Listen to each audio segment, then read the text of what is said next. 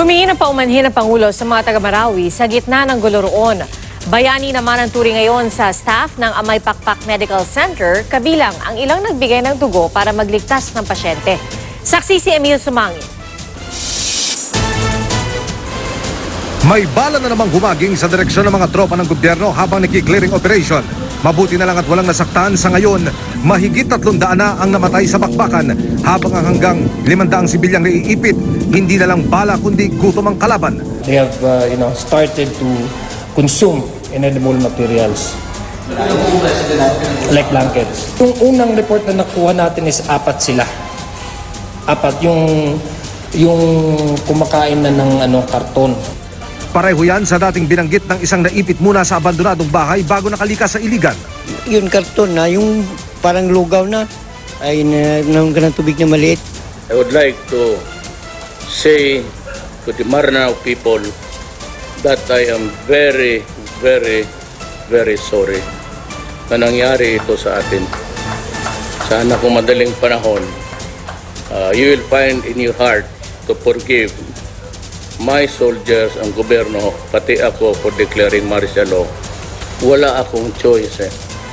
Sinisira na ang Marawi.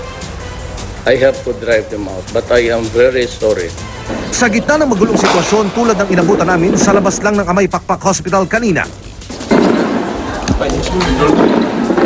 may pag-asang nakikita tulad sa loob ng ospital, mga bagong silang na sanggol, kabilang ang anak ni Walid na nailusot palabas ng conflict zone ng misis. Natatakot pa rin. Okay. Pero tinis ko rin. Mahirap kasi sumasakit yung tiyan mo. Tapos hindi ka makapunta sa hospital. Naririnig mo yung maraming putukan. Ang buntis na si Jalila, iniangkas naman ng mister, isang motorsiklo. Sawa po ng justice. Nakadaan din kami. Hindi namin sila masisigurado kung makakabalik kami. Anong balak nyo? Anong plano mo? Maghahanap sila ng buhay, maghahanap po ng buhay. Bukod sa kanila na iligtas din ng staff ng ospital, si Geraldine Mangotara, nakamuntik ng maubusan ng dugo matapos tamaan ng ligaw na bala. Ilan sa staff ang literal na nagdugtong ng kanilang buhay gamit ang sariling dugo. Nasira yung naka-imbak namin na dugo sa blood bank.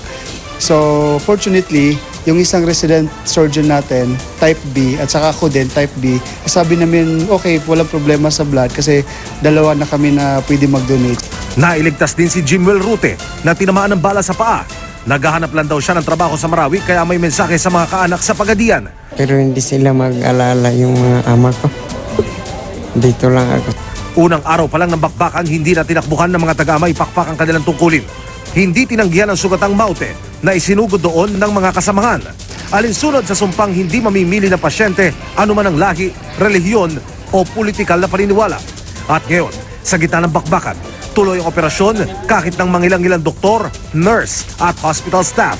May mga hindi lumiban habang ang ilan umalis lang para ilayo ang mga mahal sa buhay at bumalik din para magsilbi. Biktima din kami, evacuate din kami, pero pinipilit namin na tumulong sa iba. We are risking our lives to serve, yun naman. Pero at least kahit pa paano, may pwede pala akong magawa para sa iba. Mula rito sa Marawi, ako si Emil Sumangin, ang inyong saksi.